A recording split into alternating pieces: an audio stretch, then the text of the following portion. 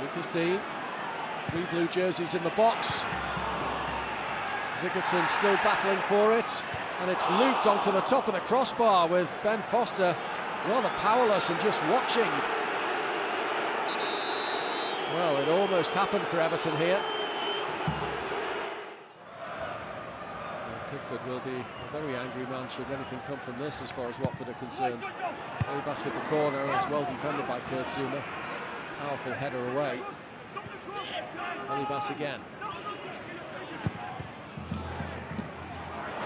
Touched into the path of Will Hughes, the cutback sent home by Andre Gray.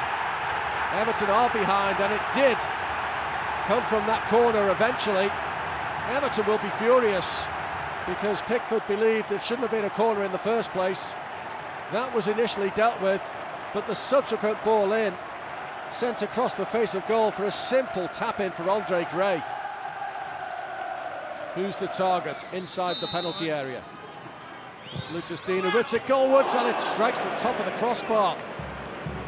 He went for goal there, the French international, and he wasn't far away. Trying to catch Ben Foster out here. He's just fell to the ground, and Everton are on the counter-attack here with Theo Walcott. Walcott into the penalty area. Zouma gets it out of his feet, and the header is wide from Dominic Calvert-Lewin. What a chance. It was turned back in brilliantly, and Calvert-Lewin's header just wide of Foster's right-hand post. Zouma joining in the attack, put it out of his feet well.